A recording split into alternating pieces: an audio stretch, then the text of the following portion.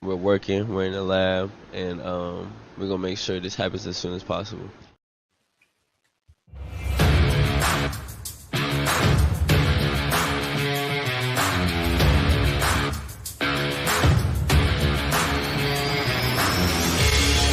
Welcome to an episode of the Sports Genes Into the Lab podcast, where sports analysts and experts dissect the latest news from the NBA and NFL, giving you a unique view on some of the hottest topics around your favorite teams. From the fresh field smells of the NFL to the hardwood courts of the NBA, and possibly your comfy couch for your fantasy football team. Let's see what kind of news the lab is working with today. Here's your host from the Sports Analytics headquarters in San Antonio, Texas, Ernest Silva.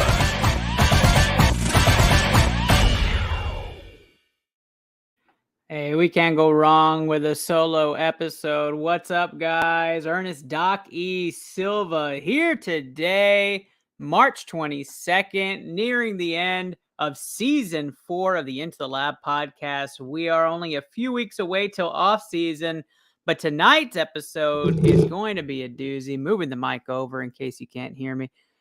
Producer coming in studio, Londo Mendoza will be here soon. Traffic, bad weather, San Antonio. You can't do wrong. Tonight's episode powered by the mothership Blue Collar Media Group. Of course, if you don't know what Blue Collar Media Group is, I'm going to tell you right now. BCMG is a wonderful group of people, but don't take it from me. Hear from them and see why we say better together.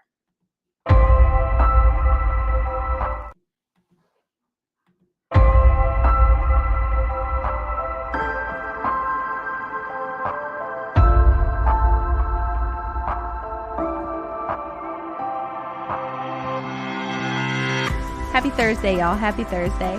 I'm your host, Andrew Kahn. This is the Boomtown Pod.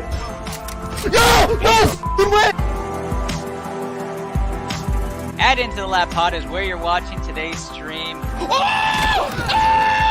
Stuck him! It is Blue Collar Game Day. I am your host. I got a kill! Welcome to episode 277 of the Official Butthole Podcast. Got him. Beautiful. Better together. Better together. We're better together. Better together. Better together.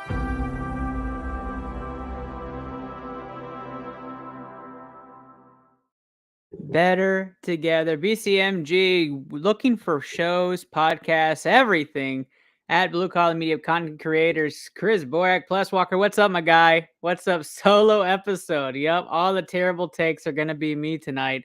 So if you're looking to have some fun and poke some fun, comments appreciated. Going to be a fun episode. It's going to be one of those episodes where it's kind of just a doozy. We're going to talk a whole bunch of sports. We're going to pick on 5 teams today, specifically those that are the loudest on my Twitter line. We are going to talk about 5 NFL teams in round 1.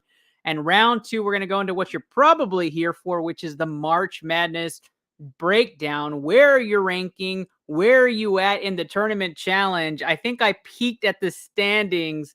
And Chris, you are actually in 12th. So you're right up there. Chasing that $100 grand prize. Dak Hall of Fame. I don't know if we're going to talk about that tonight. Maybe Dallas Cowboys is definitely on the agenda. So I know you'll be sticking around. Maybe your new team, the Houston Texans, we'll talk a little bit about. But let's break down a little bit about tonight's episode. Some more. Round 3 is the BCMG guarantee. If it's going to be just me, I'll get those picks together and give you a 5-team parlay leg you can run tomorrow night, including NCAA, maybe some NBA action, and go right through it. Now, of course, before we get started with round 1 and go into off-season grades, tonight is powered by Glitch Energy. Use code BCMG today for 25% off if you're a gamer, if you like to stay up late and watch these late night games. Suns, Lakers late tonight. Then you might want to get some Glitch Energy in your cup. Keeps you up and going, keeps you on the sports Twitter line as we get all those updates about the NFL offseason. 25% off today your order, as well as a kickback to your favorite show, the Into the Lab podcast. All right, here we go. We're going to get right into things. I'm going to have my handy dandy trusty location mapper as we're getting things going today. Let's go right into it. Round 1 NFL offseason grades so far, in parentheses, because we still have a lot going on. Breaking news for the Browns. That's one of our teams we're talking about, courtesy of Coach Peanut. He has been blowing up Twitter line as well as Browns Nation everywhere with today's trade. But let's start off where you guys really want to talk about, right? That's those Dallas Cowboys.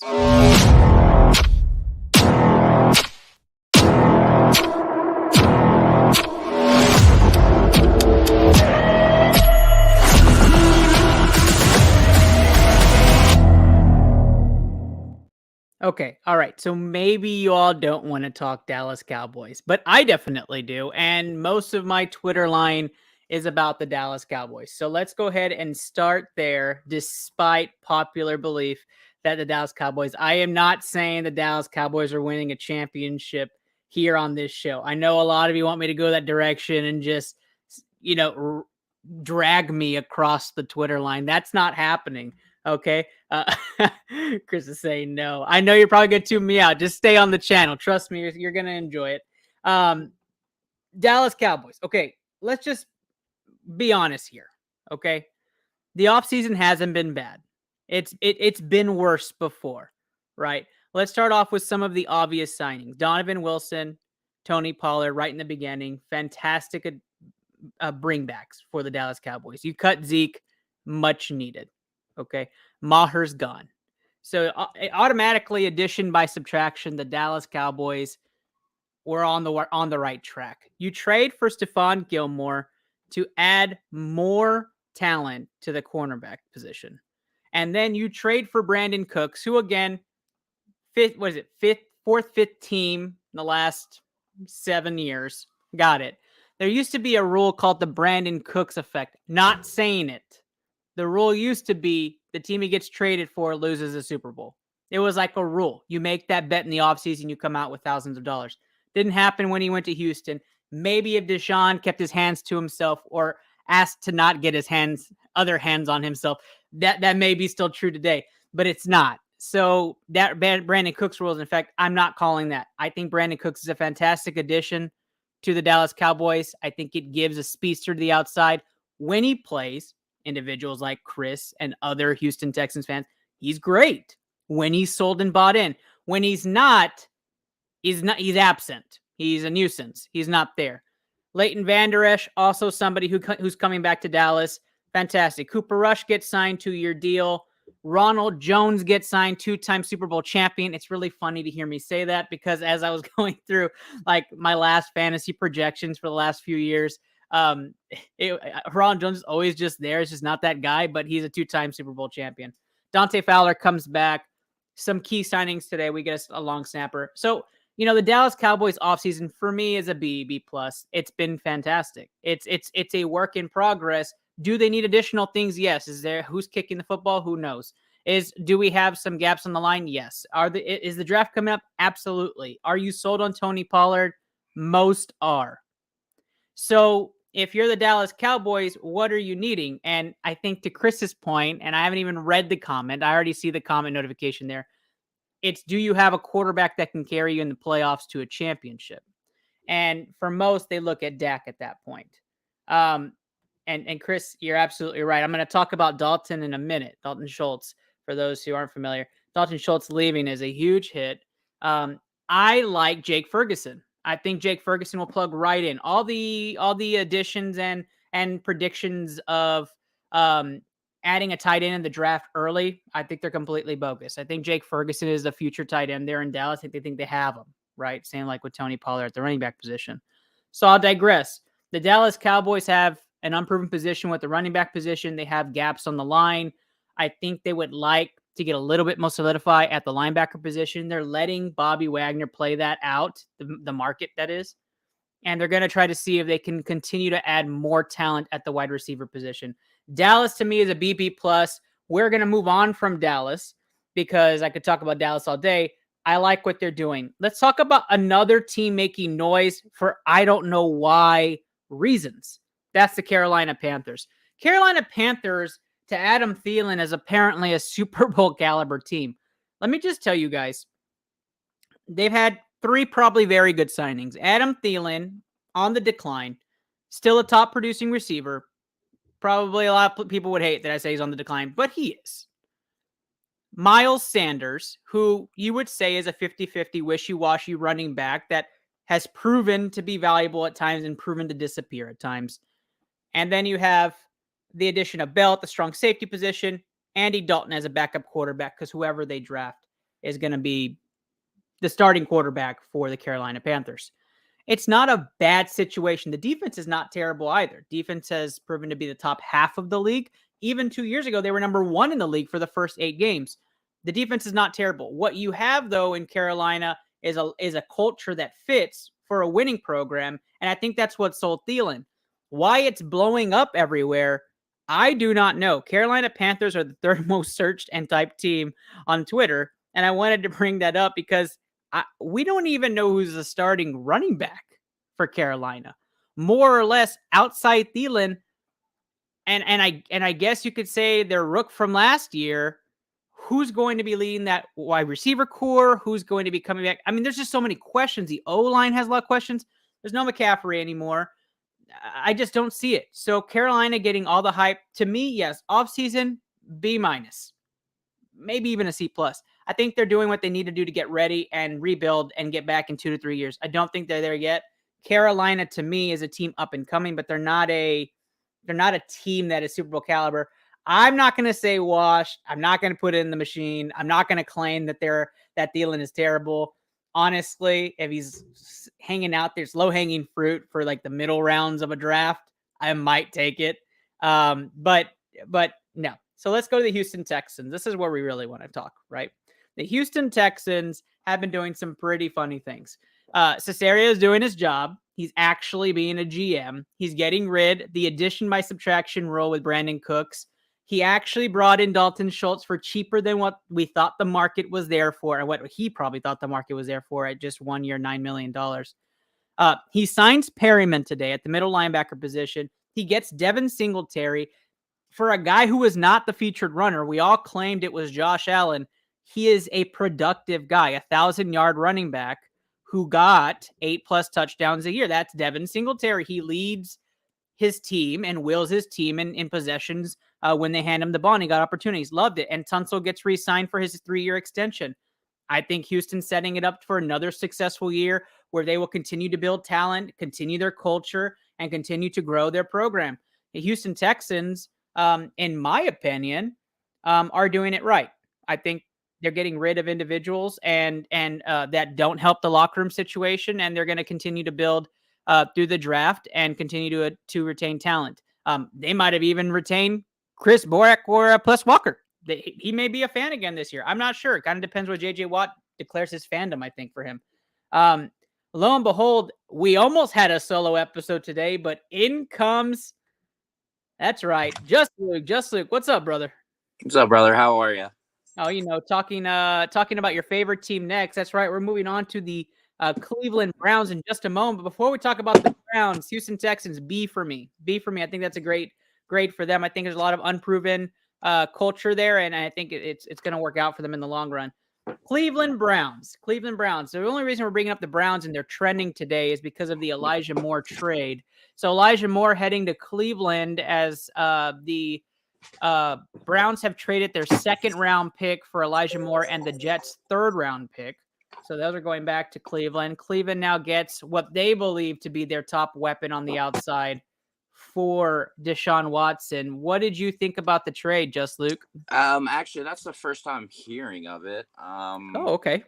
Perfect. So, is it a needle mover? They don't have the greatest receivers anyways when Donovan Peoples-Jones and Amari Cooper are your 1 and 2. He's definitely an upgrade over, I think, both of those guys.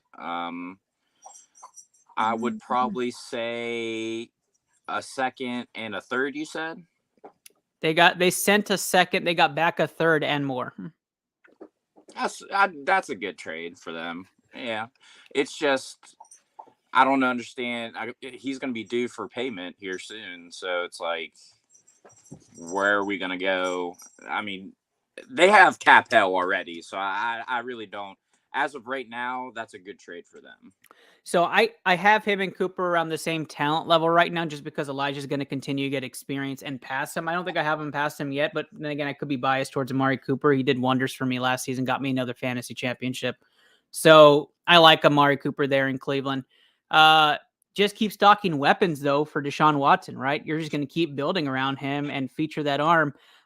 You'll like this. Jordan Akins also signed to Cleveland, and that is a big-bodied tight end that will be an end zone person for Deshaun Watson. And lo and behold, they're both in Houston, so no surprise to me that they end up both in Cleveland, still playing together. A lot of little one-year contracts for Cleveland here and there. There's not much more noise. I think the only reason they're trending, and part of today's segment, is because of the Elijah Moore trade right before today's episode. And so if you don't know what we're doing, just Luke, we're just taking the top 5 teams trending for the NFL as our analysis and giving them grades. Okay. And so, for the Cleveland Browns, for me this offseason, it's still a B- for me. There's not really much other than this trade, which I really like the trade. Like if the trade was by itself, probably an A+, right? Yeah. Rest of the offseason, I want to see their draft picks. Yeah. Rest of their offseason, a little quiet, and not that they can do much, but just a little quiet. Yeah, take a look at the draft picks. We'll kind of circle back to it. Let's move on to our 5th and final team, which we're going to talk about grades for. That is the Chicago Bears, Bears Nation going really loud. This might be, in fact, because of the DJ Moore trade and because of the picks coming up and them being in the top 10, that a lot of people are talking about who they're taking at number 9 right now. There's a lot of controversy of whether they go line, running back, or D-line. And I like the arguments, right? Or I'm sorry, best player available. I like the arguments that are being made out there. One in particular being around Bijan Robinson, and we could have a whole segment on that. But the Chicago Bears themselves have had themselves an offseason. They bring on Tremaine Edmonds. They bring on Deontay Foreman, which that was not the Texas running back I thought I'd be talking about for the Chicago Bears. Legendary MVP Jay Walker gets signed by the Chicago Bears. No, not a mover for you. Mm-hmm. Ryan Griffin gets signed, the tight end that was doing kind of wonders when he had the chance.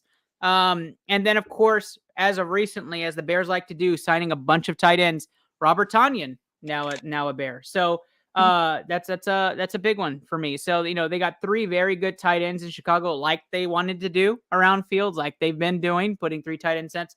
For you, just Luke, have the Bears done anything for you to even be trending right now? My thoughts on the Bears is the defense still has a lot of holes, especially at corner. I think their front 7 is decent. I mean, they're not great, but they're not bad. I think they're probably middle of the pack. I was gonna say top half. Yeah. Yeah, with their defense. The problem was last year is their offensive line, and they have not addressed it. And that's still a huge issue for me. I understand now they got a boatload of stuff so it's for that pick from Carolina, amongst getting really a top flight wide receiver in DJ Moore when healthy. So that's good. I mean, they're not lacking weapons now for Justin Fields. They're not, you're not putting out the dream team out there, but they are better weapons that he's had since his start. So that's good, but they still haven't addressed the offensive line. And I don't really know drafting a whole offensive line is really a smart decision on their part. Because even now the Steelers have at least gone out and bolstered their offensive line with some very good talent. So it's not like there wasn't guys out there to sign. Right. They definitely could have gotten some of these guys, but we'll see what they have to do with the draft. But for right now, I mean, they're not bearing it. They're not. I mean, there wasn't like a terribly deep offensive line pull out there, right? No. And that's kind of, it's does it fit what they're trying to do?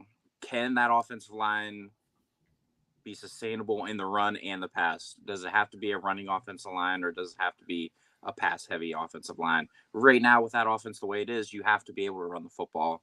both ways, not just with Justin Fields.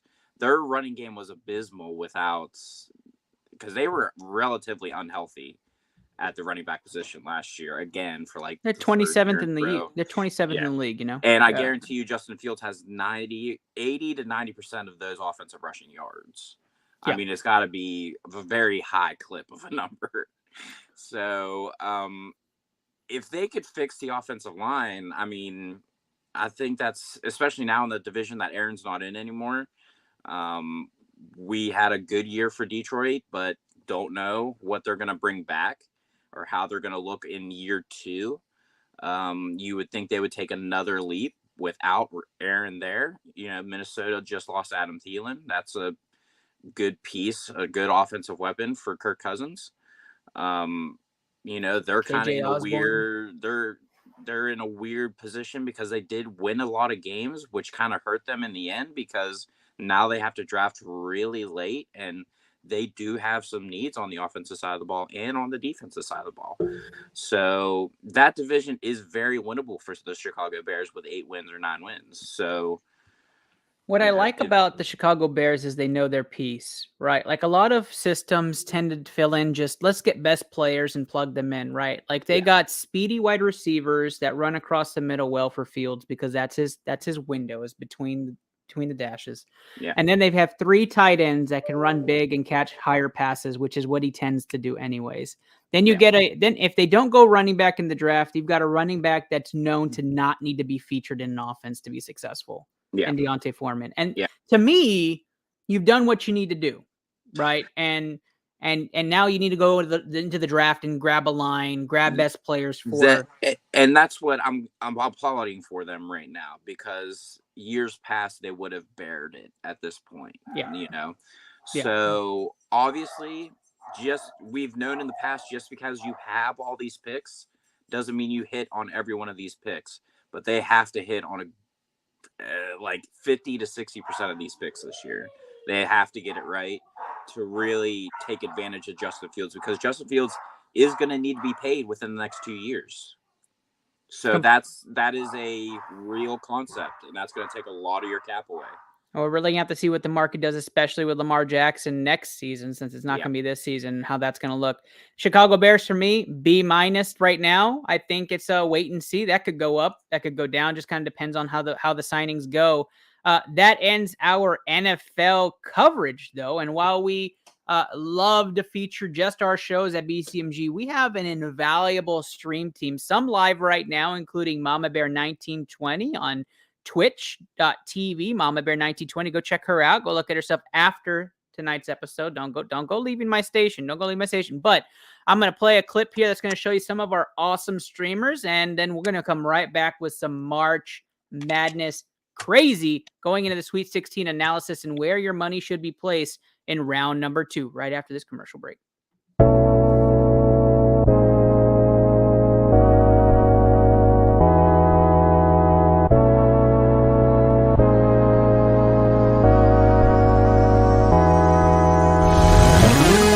Jill going down the hill. Gonna go fetch Jack in his little pill.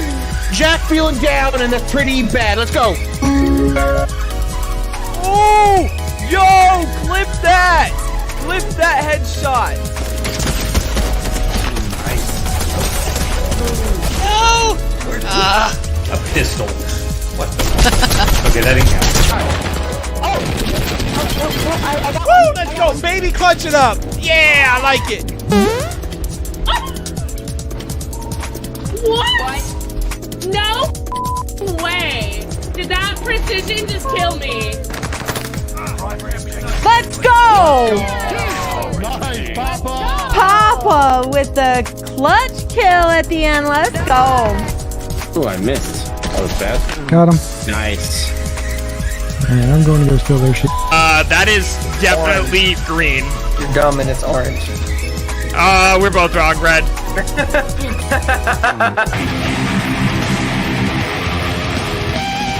I could get that solo if I tried it a couple times, but we'll come back to it. I'm fucking dick right now. Holy shit. Like, I fucking suck right now. Yeah, I can tell.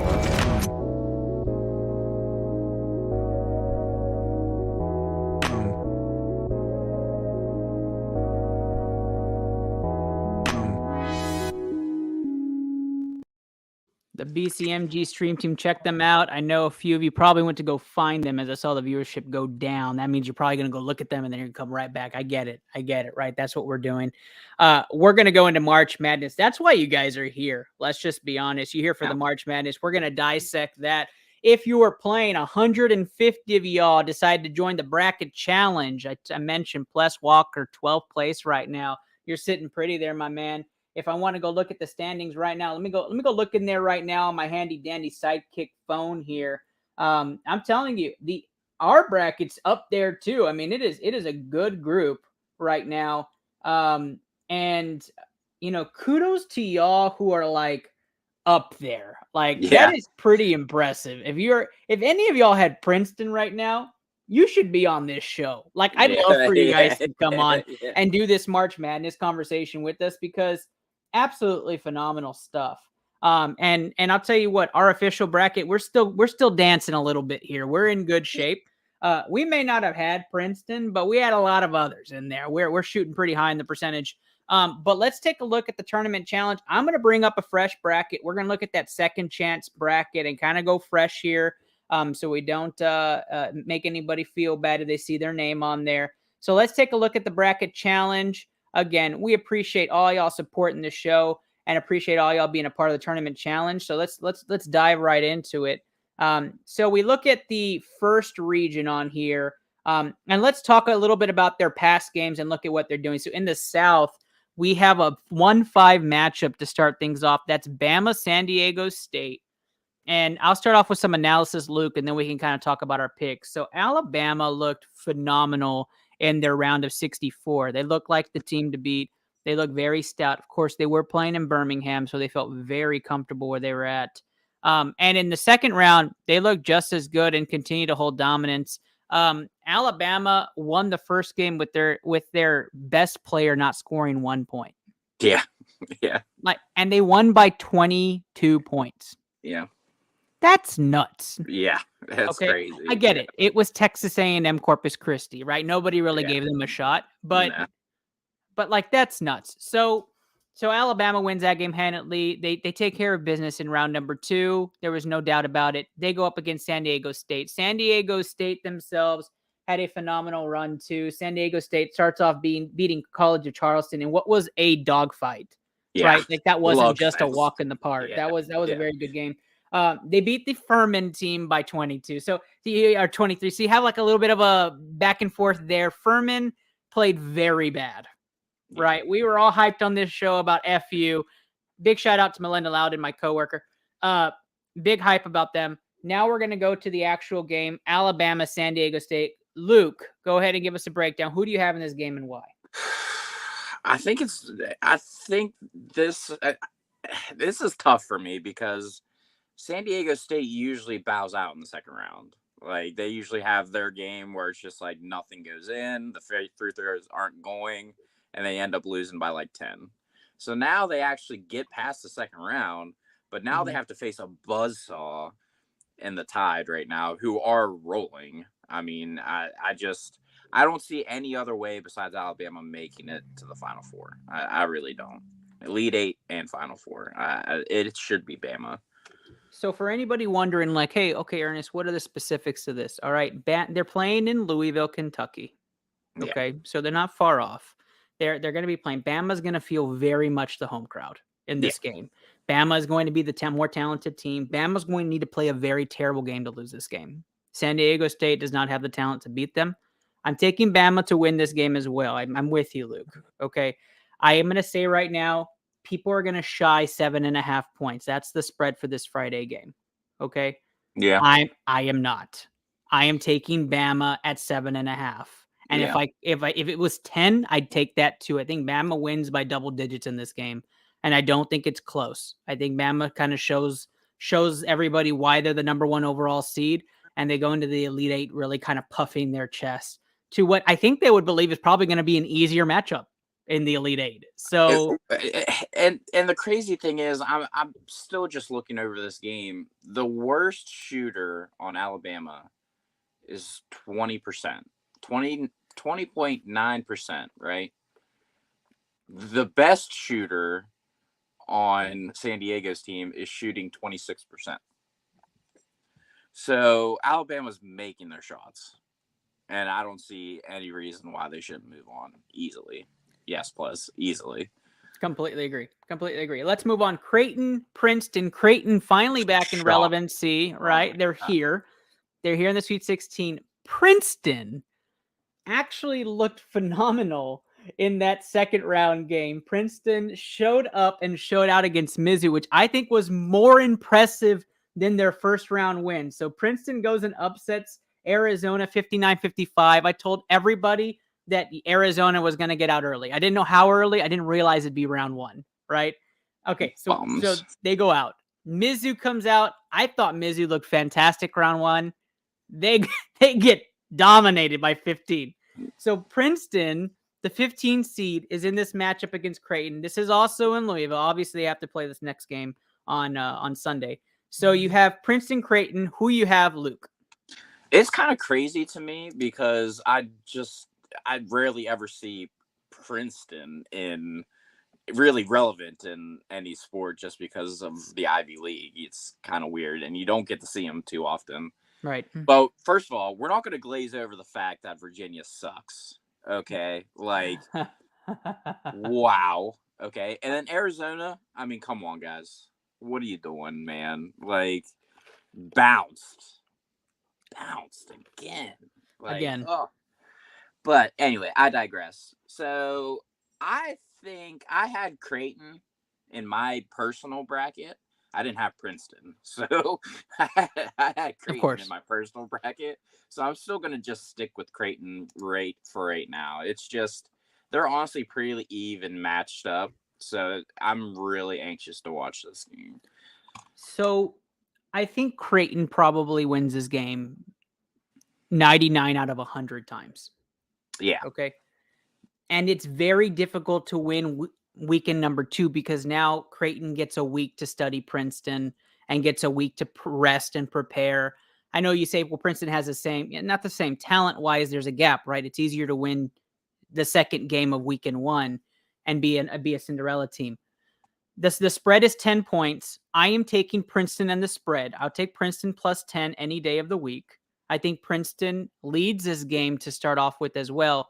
Creighton may have too much talent, but if Creighton even has slightly a bad day or even remotely an average day, I think Princeton wins this game. And I am going to go against my brain. I'm going to take the heart pick here.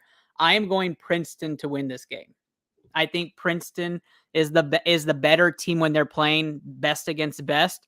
And I like what they did. I hated Princeton coming in from the Ivy League. I'm going to take the Cinderella team to go up against Bama. It's going to be David versus Goliath and the best college storyline for Sunday to end our weekend. Yeah. I'm take Bama Princeton is where we're going to go.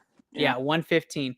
Yeah. All right. That takes us to the East where we go to Florida Atlantic, which that was crazy. The crazy shocker also of the weekend. And then Tennessee, Kenny not on the show because he's crying a little bit about Duke. We take our talents over to the East region where we're going to be in New York. Florida Atlantic against Tennessee. Florida Atlantic doing a little bit more traveling than Tennessee is. You have Rick Barnes leading Tennessee. We just mentioned FAU takes out the 1 seed in the bracket. Tennessee beats Duke. Luke, I'm going to start off this one. I've got Tennessee rolling in this game. Let me look at the spread here. Tennessee plays on Thursday, so they'll play tomorrow. They are 5.5 point favorites. That's probably right around the spread of what it's going to be. I've got Tennessee to win this game. I'm probably going to play safe on this. Tennessee money line would be my pick if you're rolling this game. I'm going to roll Tennessee to win this game. They probably win by 6 or 7, but I'm going to say Tennessee money line. Who do you have, Luke? First off, Fairleigh Dickinson good job.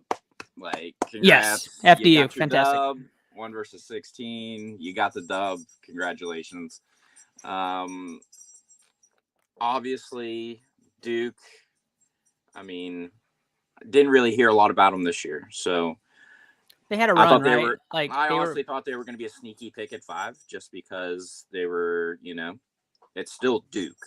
Like, no matter what, it's still Duke. So, they made it there. But Tennessee, they just played better. They just did. You could just tell that game Tennessee had control from beginning to end. So Now we move on to here. I just think it's finally big school meets little school. Little school does not comply here. I think it's a good story for FAU, but I think it's time that they'll probably get the boot. So from the big SEC school. What was really apparent with this past weekend's games was that the senior lineups and the experience really outplayed the talent. Yeah. For the weekend, and that doesn't happen all the time, right? It doesn't.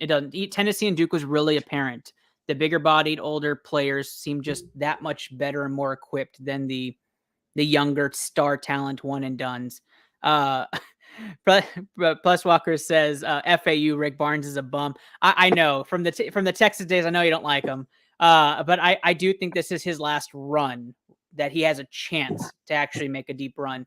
And we'll talk a little bit about their next matchup in a moment. And appreciate it. We agree. Princeton, let's go. We're hoping that Bama 115 matchup happens.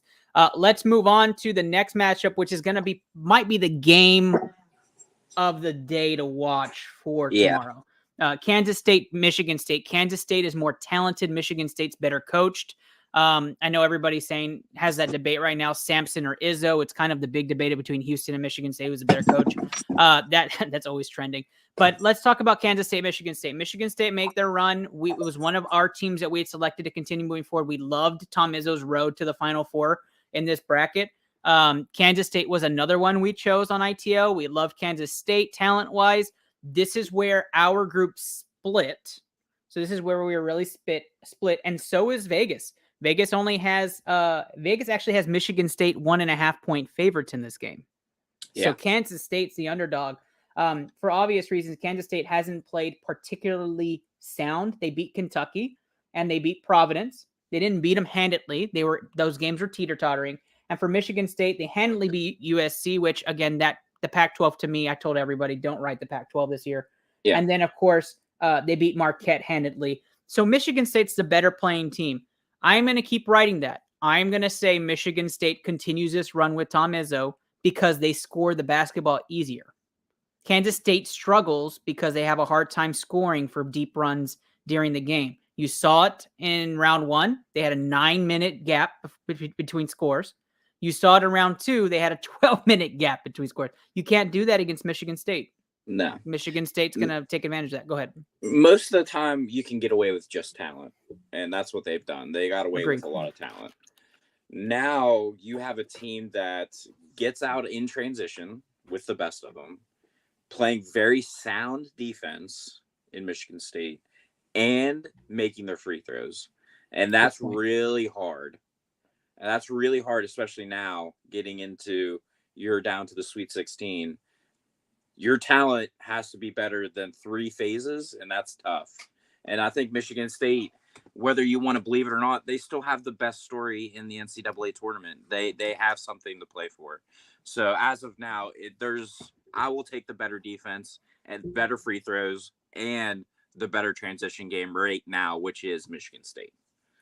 I completely agree with you. We'll talk that Michigan State-Tennessee matchup in just a moment. Let's go over to our favorite region, which is the Midwest. The Midwest was some great basketball. And let's talk about Houston, Miami. This is going to be a fun game. Houston is down to a half star here, right? With their star really limping into this tournament, and then you saw he didn't play. Houston's going to have to watch out for runs against Miami. Miami is a surprise for most. I did have Miami getting this far. I know you guys laughed at me. You said Indiana would take care of them. I had Miami going this far, and then I had them losing to Houston. I still have them losing to Houston. Houston is a big boy team. Houston has experience. Houston has the coaching. I think Houston is the total package in this region. Houston's going to win this ball game. Not to discredit Miami. I think maybe Miami's in the other game against either team. They may be facing Houston in the next round, but they're not. So they're facing Houston. I'm taking Houston to win this game. If I have to check the line on this game, and I know you're going to ask what day is it? It's Friday, right? So we get the Friday matchup. Houston's 7-point favorites. I'm fading that. I'm going Houston money line in this game, or I'm taking Miami spread. I don't think this is a blowout. You're going to have now tape from the conference tournament, and you're going to have tape from the first 2 rounds when they don't have their star. And Miami will prepare for that. Miami's a good defensive team. So I'm gonna take the spread on this, or I'm taking Houston money line depending on what my parlay looks like. What do you have, Luke? It's a tough line. It's a good line by Vegas because it is. You know how it is towards the end of games. It might only be 2 minutes on the clock, but it lasts a half hour because of blocks and because of free throws towards the end, and that's a very dangerous line for Vegas. But right. I will never cheer for the U ever. Ever. So I will go with Houston just because. Nice. It's just between this game, because I mean, obviously this is your side of the bracket with Houston and Texas. So obviously I want to see Houston versus Texas in the next round just because. So I'm going to say Houston. That's great. I don't even know if we need to dissect this next matchup, but I guess I personally, I just want to see the Houston versus Texas. That's now that we're there, now that we're actually there and we can see it. I want to see that now. Yeah, I would say Houston easily, Chris, if I really felt they didn't have a week to prepare and the tournament just goes every other day. Like, I would be like, yes, Houston has the talent. It's not a big deal. I'm just going to post your comment because you're so committed to being a part of the show. You're wrong. So UT will win this game. So I'm just going to highlight them and plug them in. How much they win by is going to be dependent on how much they want to spare Xavier's team, because Texas is more talented. Texas is better coached right now. Xavier obviously is missing their interior guys. You saw it from their close matchups, and especially their round one almost collapse in that game. And so I like Texas all the way around. Texas has a rhythm. They have the system. And I think Houston, Texas was like the game to be in the Midwest. And I'm excited for it. I was really hoping to see Texas A&M. I didn't get it. I'm really hoping to see Houston, Texas. I probably won't get it. Yeah. I'm hoping one of these teams don't choke in the Midwest semifinals here. And I'm hoping we get Houston, Texas.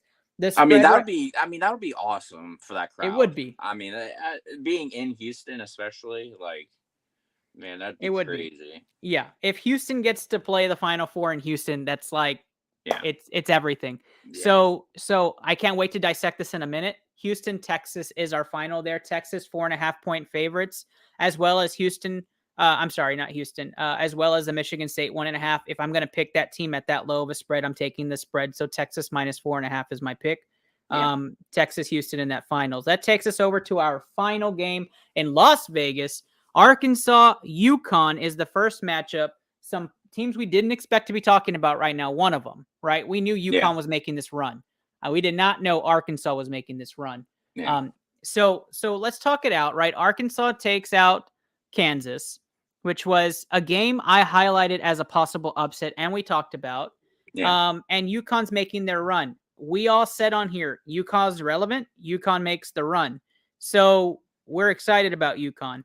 So let's do it, right? I'm all for it. I have UConn advancing past Arkansas. I think Arkansas saved their best game for last round. UConn advances. I think they bulldoze them, honestly. I mean, I think this is a 10-point game because they put every last bit of. I see it all the time. Yep. They get this great win, and it's a great win for the program, and then they just get bulldozed and assaulted the following day. Like, the spread is 4 points. UConn is considered take that home team. I'll take it. They're both traveling west. They're both having to travel. They're both having to get there early. They're both been there since early Tuesday. They only had one day to prepare. Give me the better team. It's UConn in this. And let's move on to the real game in this bracket, which is UCLA Gonzaga, which I did not have Gonzaga here. I'm surprised the Zags are still in it. So I'm going to say that outright. I was wrong. UCLA Gonzaga will both have very strong showings. Yeah. Big fan bases. West Coast game. Vegas. Everybody traveling for it. Okay. It's the 2-3 matchup. The spread shows it. UCLA 1.5. Like, nobody knows who's winning this game. And you know what? I'm going to start this one off for you, Luke. Okay. I'm going to make it really easy. Okay. Really easy.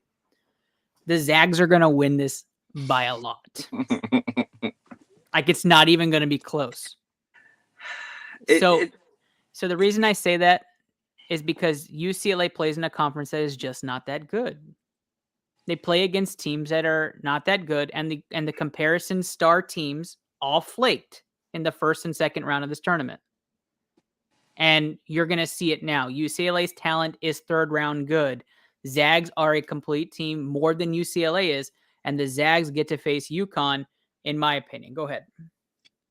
So they are the only Pac-10 team? Yeah. Yep. Yeah, because San Diego State's like AAC or something, right? Right. It's just kind of crazy to me that no one talks about the Zags. Like this year, like, it feels like every year it's Gonzaga's won, blah, blah, blah, blah. They're in the Midwest, they're in the West, blah, blah, blah. Right. Like they're Final Four, they're championship caliber team. And then this year it's just like nothing about the Zags, which I get it. That's a smaller program, but in basketball, it's like, powerhouse. Gonzaga.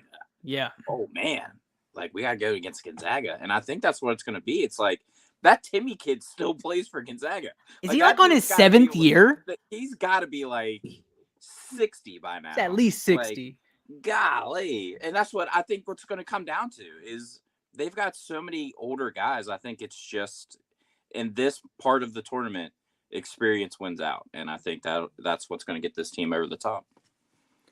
I agree. I have them winning this game. I have the Zags winning by at least 8. I don't think it's going to be close in the end. I think they pull away in the second half early and they don't look back. I'm taking the Zags to win this as well. And that is our Elite 8. If we have missed the beginning of this, Bama, Princeton to start off, Tennessee, Michigan State, Houston, Texas in the only 1-2 matchup, and then UConn, Zags. So we're going to dissect this. No spreads to talk about. This is straight up team against team. Who goes on after day 2 of weekend 2 on March Madness on ITL's official bracket? Let's take a look and talk about this. Bama, Princeton. We're not going to spend too much time on this game. It's Bama, and it's not close. No, and it strikes midnight. Goes back to a pumpkin. Yeah, it's ball game time. It is what it is. That's it. Bama goes on. Princeton finally, just like you said, it strikes midnight. The Cinderella story is over, but Bama moves on. Princeton will put up a fight. It'll be fun in the beginning, and then we'll say who is Bama facing. And then that moves us over to the second game of the day on Saturday. I'll be celebrating my baby shower, so I probably will be watching this on my phone on the side. No, hope my mom's not listening to that. She's throwing that baby shower, but I'll probably be watching that on the side. And Dan says Bama as well. We're all Bama here. That takes us over to Tennessee, Michigan State.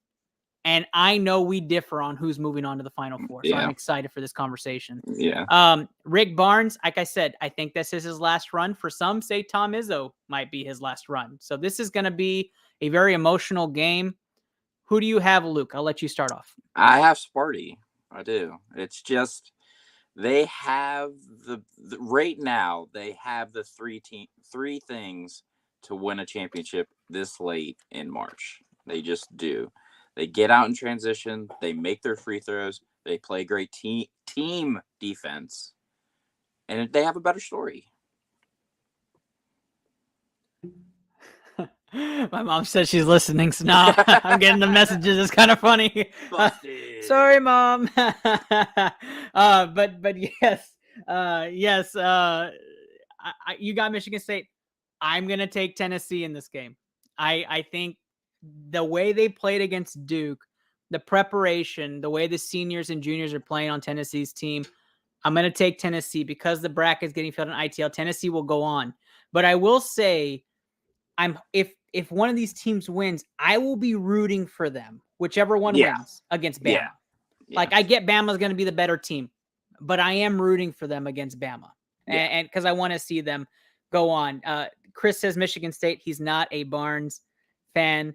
My mom's saying all phones are in the vault because she's not going to let me have my phone. I don't know if we could swing that. We'll have to talk. That's trouble. I'm saving the game I want to talk about for last. UConn Zags is the game we're going to talk about next. This is going to be fun. Sunday's game, man. Sunday's matchup. Zags UConn in Vegas. Who you have, Luke? Man, this is like takes me back. Like, I feel this is like this might be a classic NCAA tournament game. Like this might be like a 60-62 or 59-58 kind of game. And like, I can't, if this does happen, like this is the one I can't wait to watch. I just, man, that's tough being 3-4. I want to see UConn just because we've seen Gonzaga. I know I'm contradicting myself, but we've seen Gonzaga the last 5 years. They've had their opportunities, and we haven't seen a good UConn men's team in so long, probably since Kemba Walker was there. So like, I think the better story would be UConn. So I am not with you. I am picking UConn as well. I think UConn is the team. This is the villain of the bracket on the West. Yeah. Like, they're not from the West Coast. You have this West Coast favorites in there. They're gonna duke it out. Highly emotional game. Lots of blood there lost, and then now you have UConn going on, and considerably, I think UConn might really play well against Arkansas and walk into this game, and I think they'll be a little bit fresher than the Zags. So I have UConn winning this game. Chris says UConn as well, and I'm with you. I think UConn wins this game. We have no lines, so at this point, if you're looking back on this show, you're saying money line straight up. If they're the underdog, take them. Honestly, it'd probably be like a close to a pick 'em, honestly. Yeah. It really is. So UConn's that. So right now our Final Four consists of Bama, the 1 seed overall, Tennessee, the 4 seed out of the East, UConn, the 4 seed out of the West. And then it comes to probably the toughest pick I have ever had to do on this show for March Madness, where I have two of my favorite programs competing against one another, and they're both actually really good and really stout programs. The coaching edge to Houston, the depth probably to Texas, but the better starting lineup to Houston. And if Houston's star is actually playing, if Sasser's going to play, Houston's my pick. Okay, I am going to go Houston if Sasser plays. If Sasser is out or limited for this game, I'm taking Texas. It's as easy as that. Yeah. So for the sake of this show and for our pick for this, I am going to ride like Sasser is playing. And Chris, you can say UT's not good. They're the 2 seed in that region. They've beaten two of the teams in the Final Four, and if they beat Houston, they'd beat 3 1 seeds in the tournament. So Houston's a good program. It's not like they're terrible. Texas would beat Houston without Sasser. Sasser plays, Houston wins. I think they're at a different level with Sasser. What are your thoughts, Luke? I feel like it's big brother versus little brother right now. I really do. And it's not that way. It shouldn't be that way. I mean, Houston was a better program for way longer than Texas in basketball. I see Texas more than I see Houston just because of West Virginia. And I've seen what Texas did to West Virginia. I mean, dismantled them. I mean, it wasn't even close. Obviously, they had a weird coaching start to the year, Texas did. And I guess it's relatively okay now. Their biggest competition would have been Kansas, and Kansas got bounced. So I think they have a little bit less weight on their shoulders right now. And then they're going to have the entire state of Texas size pressure on the shoulders to beat Houston just because of the implications. If they lose to Houston in Houston, it's got to be Texas and it's got to be UT that's got to take the dub. It has to. Houston is big brother, says Chris. Chris says that Texas can't shoot or score. Dan is saying secret factors, Coach Cherry. I'm telling you, it's a civil war when it comes to these two teams and the fan bases.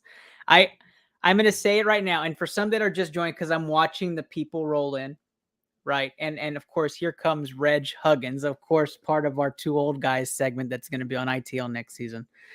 Reg is on here. Houston is a better program. So, Reg, I'm glad you're here, Reg, because I saw you come in after my take. I'm going to say my take for you and everybody else in the back of the room. Is a better program led by Samson. I set that hands down. Started the segment with that.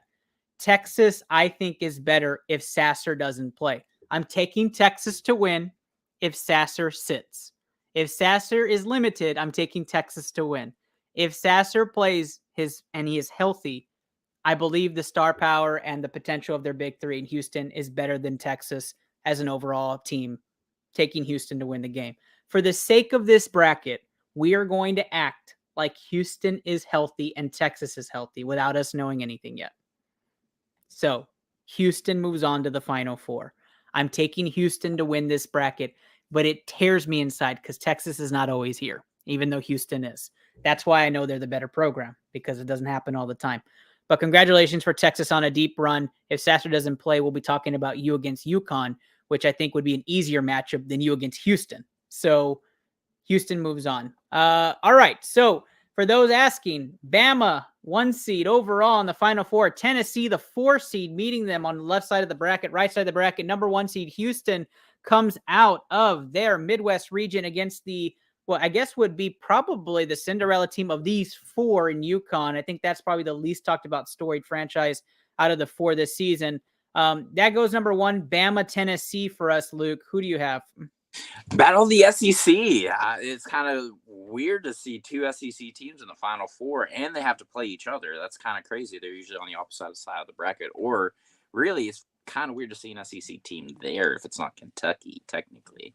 So, man, it all really depends on health, really, for both of these teams, I think, at this point. There's going to be a lot of wear and tear on both teams. I would say I would rather see Tennessee than Alabama. Just because I will never hear this is tough. I will never hear the end of it, Ernest. And I don't understand why we have so many Alabama fans in West Virginia. I don't really understand it. Maybe it's because of the Pipeliners, but like I will never hear the end of it if Alabama wins. So we're going to go with Rocky Top right now.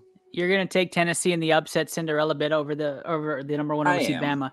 I can't choose against Bama. So Bama will move on just for the sake of the bracket. But I will say this, Bama is the more complete team. I've said it probably 4 or 5 times. I think Bama is very talented. They're deeper. They have about 9 on their rotation. They shoot the ball very well. They don't need their star to go off to win big.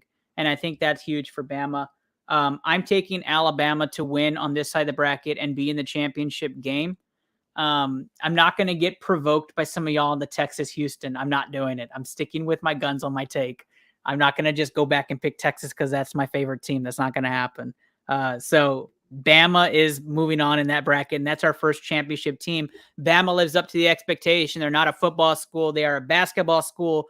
Houston, UConn, and Houston, Texas is the next game. We don't even have to really talk about it. We know who's winning.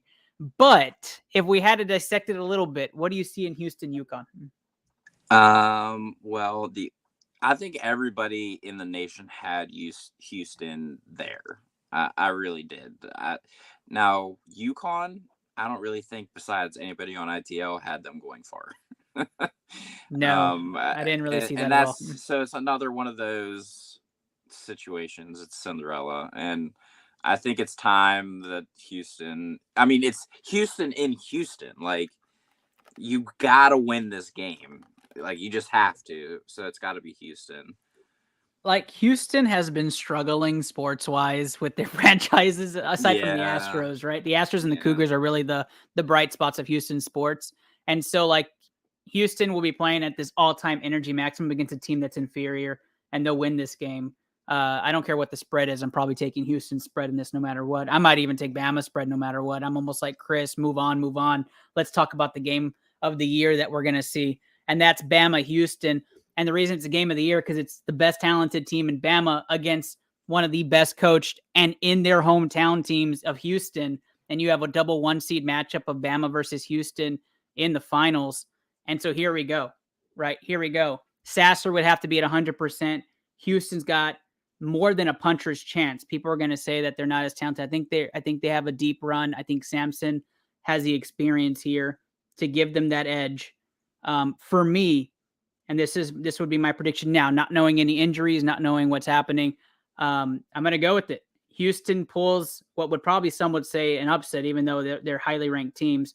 Houston wins this game, beats the number 1 overall seed in this game at home by at least 5. It'd be a game where Houston would need to score probably 75 points. So 78-73 Houston in the finals. Luke, who do you have? Well, I think it's really set up for Houston. Like you've got your next 2 games, right? The Elite Eight and the Final Four are in Houston, or no? Correct. So really, your next 3 games. Oh, I'm sorry. No. Just the Final Four and the championship. Okay, so you have 2 straight games at home, pretty much. Mm-hmm. This has to be it. Like you guys, this is your time. Like this, you're set up to get this W.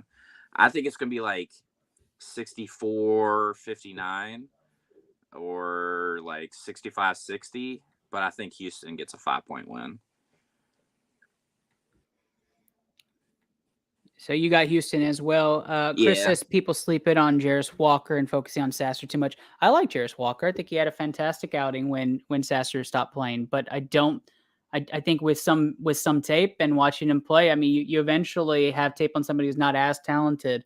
And Reg says that Alabama team is good. That would be a really good matchup. I agree. Matter of fact, Reg and Chris, I would love to have you guys on when we're focusing on the Final Four next week and we're dissecting what's happening on ITL. I would love to have you guys on because I think the conversation goes back and forth, especially if we're talking about teams that we absolutely love and high basketball. Reg, especially you as a coach, I think you would be invaluable. But look, I think we got it. Houston's our champions according to this. With everything submitted, we'll submit this second chance bracket.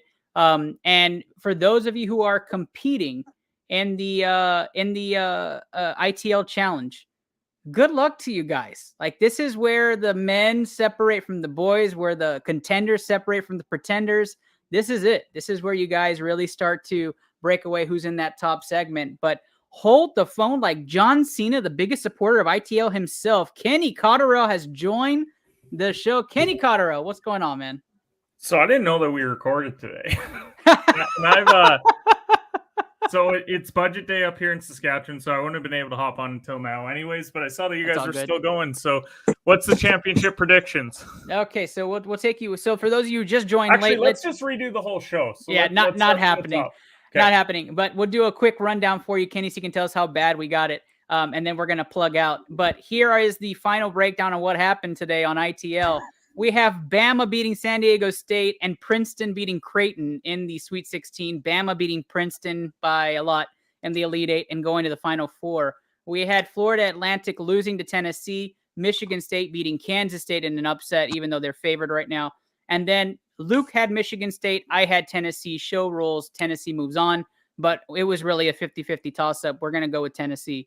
We have Houston over Miami and then Texas over Xavier. Houston against Texas in the finals. If Sasser plays, we're running Houston. If Sasser doesn't play, we're going Texas. And if UConn will beat Arkansas. UConn will then play the Zags in their finals in the West. We have UConn pulling the upset against the Zags in the West finals, making it 1-4 matchups on either side. Bama winning against Tennessee, Houston against UConn, Houston with a 5-point win over Bama in the championship in Houston. I couldn't disagree more with your bracket. I absolutely love that. Like, that's what it's all about. So Bama's going to go to the Final Four, but they are going to play Creighton because Creighton's been underrated all year. Tennessee will play, if you scroll down, they will play Michigan State. Michigan State will go to the Final Four. UCLA will beat Gonzaga. UConn and UCLA will play, with UCLA going to the Final Four. Houston will be there, though. You will still get the same final and winner, but I disagree with some of the other upsets. I don't see Princeton getting into the Elite Eight. That was not that different. There's only 2 games you would change, so that's not a crazy. I'll take it. Oh, That's three 3. different ones. It wasn't that crazy though. It's 12 out I of actually 15. think Xavier's going to beat Texas too. Yeah, that's a damn shame. But you can't have them all, Kenny. You can't have them all. I will. What else do we talk about? No, we're not doing that. We're not doing that. We're really excited you came and said hi to us, Kenny. But that's not happening. Kenny, when it comes to your first weekend, right? What was your favorite storyline? Just give you a 30-second take. Favorite storyline that produced the most fraudulent basketball program of all time.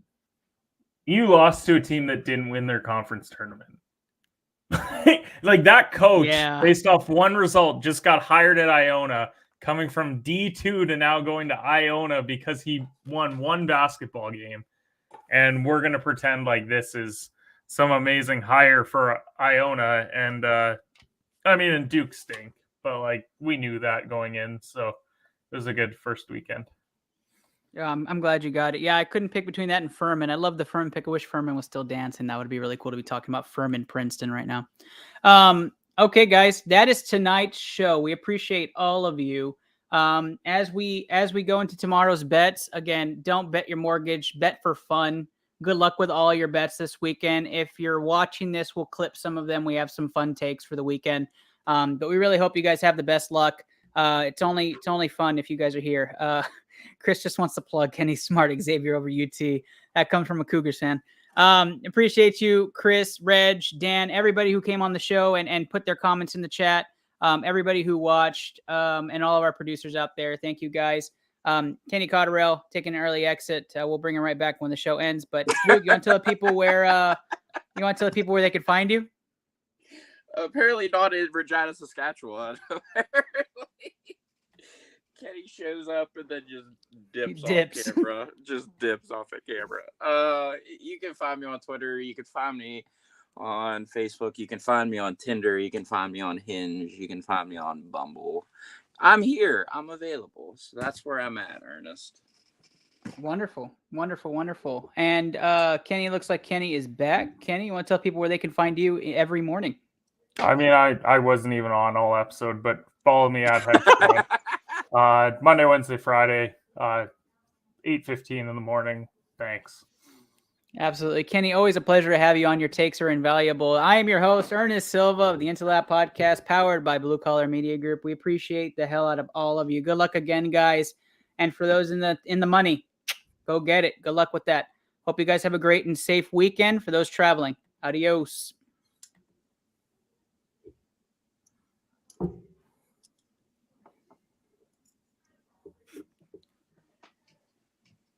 I had this same